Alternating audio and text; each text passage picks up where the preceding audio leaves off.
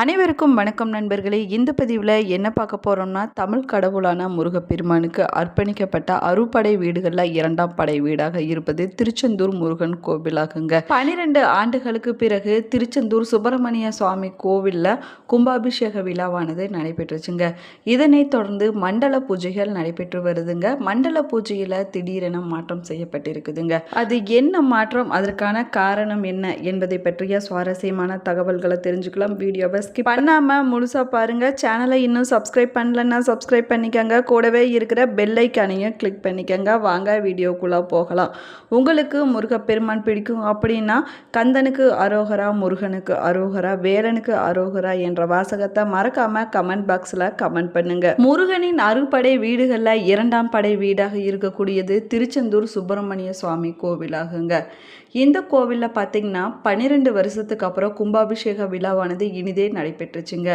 கும்பாபிஷேக விழா பார்த்தீங்கன்னா 2025ஆம் ஆண்டு ஜூலை 7ஆம் தேதி அன்னைக்கு சிறப்பாக நடைபெற்றுச்சுன்னு சொல்லலாங்க. லட்சக்கணக்கான பக்தர்கள் அரோகரா கோஷம் முழங்க, விண்ணை பிளக்கக்கூடிய அளவிற்கு கோஷங்கள் முழங்க கும்பாபிஷேக விழாவானது சிறப்பாக நடைபெற்றுச்சுங்க. அடுத்ததாக அகம விதிகளின்படி ஜூலை 8ஆம் தேதியிலிருந்து தொடங்கி மண்டல அபிஷேகமானது நடைபெற்று வருதுங்க.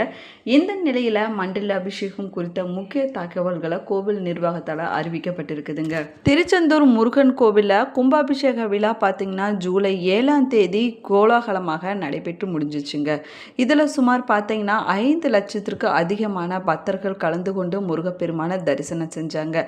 அதே போல் அனைத்து கோவில்களிலுமே பார்த்தீங்கன்னா கும்பாபிஷேகத்திற்கு பிறகு 48 நாட்கள் மண்டலாபிஷேகம் நடத்தப்படுவது வழக்கமாகுங்க. அதனால தாங்க திருச்செந்தூர் கும்பாபிஷேகத்தில் கலந்து கொள்ள முடியாத போன பக்தர்கள் நிறைய பேர் மண்டல பூஜையில் கலந்து கொள்வாங்கன்னு எதிர்பார்க்கப்படுதுங்க. ஆனால் மற்ற கோவில்களை போல் இல்லாமல் திருச்செந்தூரில் 48 நாட்கள் மண்டல அபிஷேகமானது நடைபெறாதுன்னு அறிவிக்கப்பட்டிருக்குதுங்க.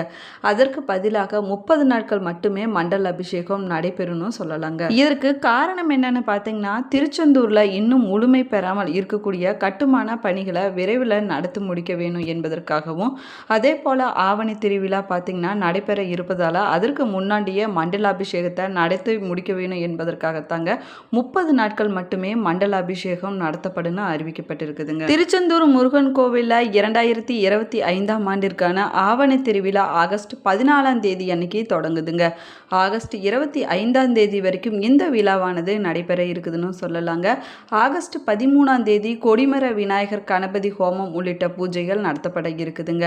அதே போல ஆகஸ்ட் 14ஆம் தேதி ஆவணி திருவிழா கொடியேற்றத்துடன் தொடங்க இருக்குதுங்க. தொடர்ந்து 12 நாட்கள் நடைபெறக்கூடிய ஆவணி திருவிழாவின் முக்கிய நிகழ்ச்சியான சிவப்பு சாத்தி உற்சவமானது ஆகஸ்ட் 20ஆம் தேதி நடைபெற இருக்குதுங்க. அதே போல பச்சை சாத்தி உற்சவமானது ஆகஸ்ட் 21ஆம் தேதியும் சிறப்பாக நடைபெற இருக்குதுங்க. ஆகஸ்ட் 23ஆம் தேதி தேரோட்ட நிகழ்ச்சியானது நடைபெற இருக்குதுன்னு சொல்லலாங்க. ஆகஸ்ட் 25ஆம் தேதி மஞ்சள் நீராட்டுடன் ஆவணி திருவிழாவானது நிறைவு பெறும்னு சொல்லலாங்க. ஆவணி திருவிழாவின் 2ஆம் நாள் தொடங்கி 12 நாட்கள் வரை குமரவிடம் பெருமாள் வள்ளி அம்மையுடனும், திருவிழாவின் 2ஆம் நாள் தொடங்கி 10 நாட்கள் வரை ஜெயந்திநாதரும் வீதி உலா வந்து பக்தர்களுக்கு அருள்பாலிக்க இருக்கிறாங்க. பகல் வேளையில் தங்க சப்பாரத்திலும், இரவு நேரத்தில் வெள்ளி சப்பாரத்திலும் ஜெயந்திநாதர் திருவிழா உலா வரக்கூடிய நிகழ்ச்சியானது நடைபெற இருக்குதுங்க. அந்த நேரத்தில் பக்தர்கள் சாமி தரிசனம் செய்வதற்காக ஏற்பாடுகள் செய்யப்பட்டிருக்குதுங்க. ஆவணி திருவிழாவின் போது நடைபெறக்கூடிய பச்சை சாத்தி அலங்காரத்திலும் சிவப்பு சாத்தி அலங்காரத்திலும் முருகப்பெருமான் தரிசனம் செய்வது மிகவும் விசேஷமானதாக சொல்லலாங்க. அதே போல் இந்த நிகழ்ச்சியை நம்ம கலந்து கொள்வதன் மூலமாக முருகப்பெருமான் வேண்டிய வரங்களை அள்ளி கொடுப்பாருன்னு சொல்லலாங்க. அதனால் திருச்செந்தூர் முருகப்பெருமானுக்கு நடக்கக்கூடிய மண்டல அபிஷேகத்தில் கலந்து கொள்ளக்கூடிய பக்தர்கள் ஆகஸ்ட் 7ஆம் தேதிக்கு முன்பாகவே வந்து சாமி தரிசனம் செய்து கொள்ளலாம்னு சொல்லப்பட்டிருக்குதுங்க. தற்போது தாங்க கும்பாபிஷேகம் நடந்து முடிந்துள்ளதால் மண்டலாபிஷேகத்தில் கலந்து கொள்ள அதிகமான பக்தர்கள் திருச்செந்தூர் வருவாங்கன்னு எதிர்பார்க்கப்பட்டிருக்குதுங்க. மண்டல அபிஷேக காலத்தில் ஆடி மாதமும் வருவதால் கடலில் புனித நீராடி முருகப்பெருமான தரிசனம் செய்ய வரக்கூடிய பக்தர்கள் எண்ணிக்கை பல மடங்காக இருக்குன்னு எதிர்பார்க்கப்படுதுங்க. அதே போல வழக்கத்தை விட இந்த வருஷம் பார்த்தீங்கன்னா திருச்செந்தூர் ஆவணி திருவிழாவில் கலந்து கொள்வதற்காக வரக்கூடிய பக்தர்கள் எண்ணிக்கை அதிகமாக இருக்குன்னு எதிர்பார்க்கலாங்க. தமிழகத்தில் இருக்கக்கூடிய மிகவும் புகழ்பெற்ற திருத்தலங்களில் ஒன்றாக திருச்செந்தூர் முருகன் கோவில் இருக்குதுங்க. முருகப்பெருமான் படை வீடுகளில் கடலோரத்தில் அமைஞ்சிருக்கக்கூடிய ஒரே கோவில் இது மட்டும்தாங்க. கலியுகத்தில் பல அதிசயங்களை பக்தர்களின் வாழ்வில் திருச்செந்தூர் செந்தில் ஆண்டவர் நடத்தி வருவதால் இங்கு வருஷத்தில் அனைத்து நாட்களுமே பக்தர்கள் கூட்டம் இருந்து கொண்டே தாங்க இருக்குது. திருச்செந்தூரில் இருக்கக்கூடிய மிக முக்கியமான இடம் பார்த்திங்கன்னா கோவிலுக்கு எதிரில் இருக்கக்கூடிய நாளிக்கிணறு தாங்க. இங்கு நம்ம நீராடினாலே நம்முடைய பாவங்கள் மற்றும் துன்பங்கள் அனைத்துமே விலகி விடுங்க. தூத்துக்குடி மாவட்டம் திருச்செந்தூரில் அமைஞ்சிருக்கக்கூடியது சுப்பிரமணிய சுவாமி கோவிலாகுங்க. இது முருகப்பெருமானுடைய 2ஆம் படை வீடாகுங்க.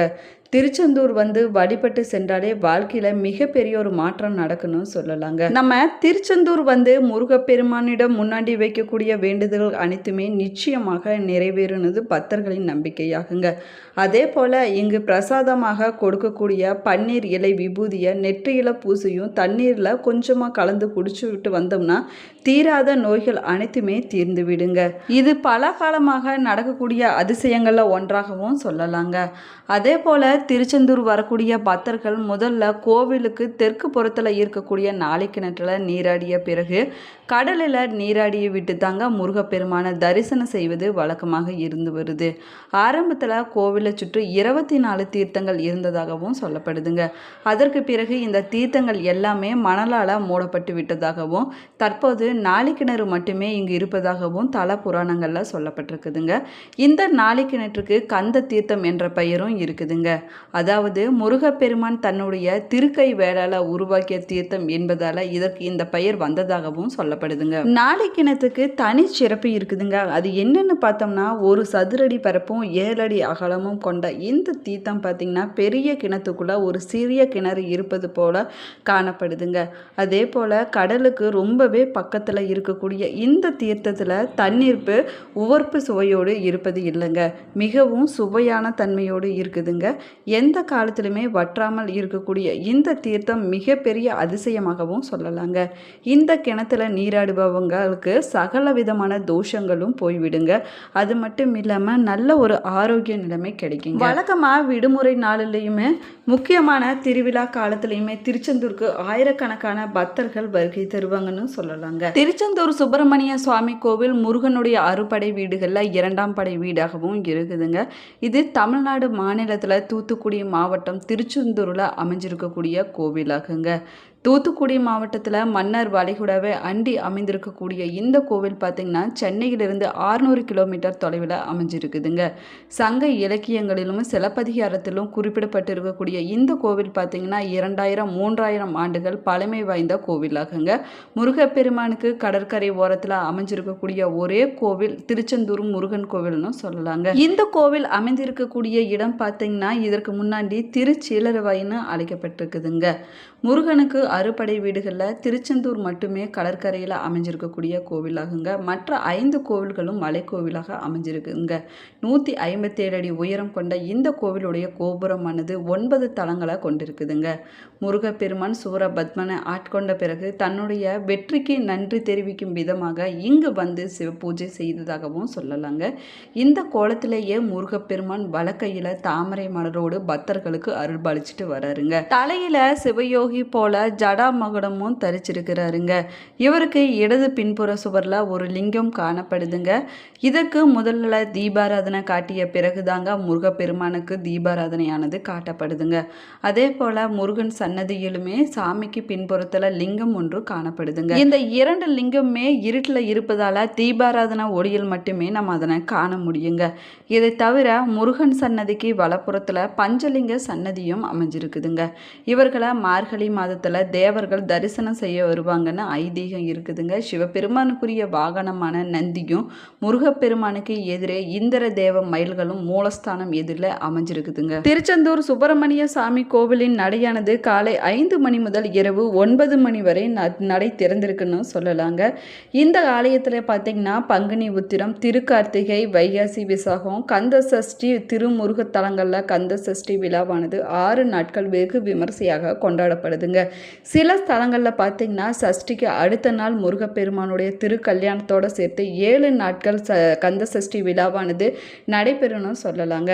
ஆனால் திருச்செந்தூரில் கந்த சஷ்டி முதல் 6 நாட்கள் சஷ்டி விரதம் சூரசம்ஹாரம் 7ஆம் நாளில் முருகன் தெய்வானையுடைய திருக்கல்யாணமானது நடைபெறுங்க. அதற்கு அடுத்து 5 நாட்கள் சுவாமி திருக்கல்யாண கோலத்தில் ஊஞ்சல் சேவை என இந்த விழா பார்த்திங்கன்னா 12 நாட்கள் திருச்செந்தூர் சுப்பிரமணிய சுவாமி கோவிலில் கோலாகலமாக நடத்தப்படுதுன்னு சொல்லலாங்க. இந்த பதிவு உங்களுக்கு பயனுள்ள தகவல்களை கொடுத்துருக்குன்னு நினைக்கிறேன். இந்த பதிவு உங்களுக்கு பிடிச்சிருந்தால் லைக் பண்ணுங்கள், ஷேர் பண்ணுங்கள், கமெண்ட் பண்ணுங்கள். இன்னும் சேனலை சப்ஸ்கிரைப் பண்ணலன்னா சப்ஸ்கிரைப் பண்ணிக்கோங்க. கூடவே இருக்கிற பெல் ஐக்கானையும் கிளிக் பண்ணிக்கோங்க. Thank you friends.